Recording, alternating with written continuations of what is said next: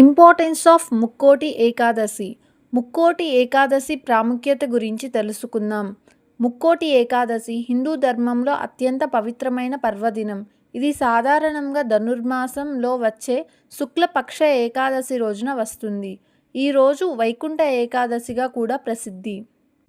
అసలు ముక్కోటి అంటే ఏంటి? ముక్కోటి అనగా 3 కోట్ల దేవతలు శ్రీ మహావిష్ణువు దర్శనార్థం వైకుంఠానికి వస్తారని పురాణ విశ్వాసం. మీలో ఎంతమందికి వైకుంఠ ద్వార ప్రాముఖ్యత గురించి తెలుసు? ఈ రోజున ఆలయంలో వైకుంఠ ద్వారాన్ని తెరిచి ఉంచుతారు. ఆ ద్వారం గుండా దర్శనం చేస్తే మనకు పాప విమోచనం కలుగుతుంది, మోక్ష ప్రాప్తి, ఆధ్యాత్మిక శుద్ధి కలుగుతాయని నమ్మకం.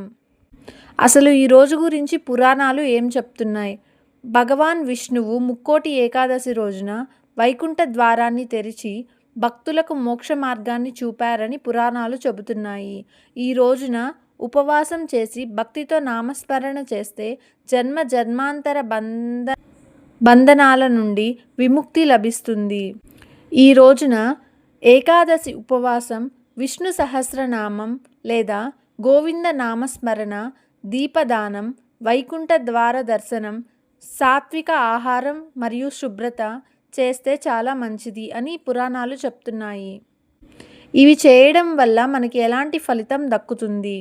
శాస్త్రాల ప్రకారం ముక్కోటి ఏకాదశి ఉపవాసం చేస్తే 1000 యజ్ఞాలు ఫలితం లభిస్తుంది అని చెప్తున్నాయి.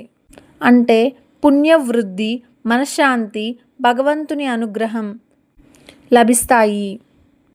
ముక్కోటి ఏకాదశి అంటే కేవలం ఒక పండుగ మాత్రమే కాదు, మోక్ష మార్గానికి ద్వారం, భక్తి, శ్రద్ధ, నియమాలకు ప్రతీక.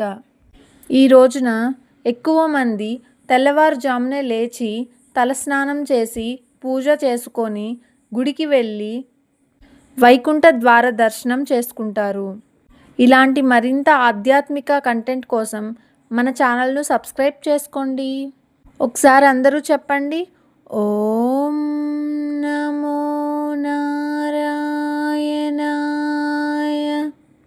ఈ వైకుంఠ ఏకాదశికి సంబంధించిన చిన్న శ్లోకం చెప్పుకుందాం రండి.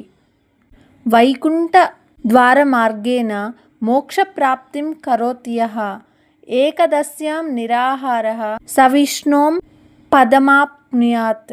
దీని అర్థము ఏమనగా, వైకుంఠ ఏకాదశి రోజున ఉపవాసం చేసి వైకుంఠ ద్వారం గుండా శ్రీ మహావిష్ణువును దర్శించిన వాడు నిశ్చయంగా మోక్షాన్ని పొందుతాడు. అందరూ మరొకసారి జపించండి, ఓం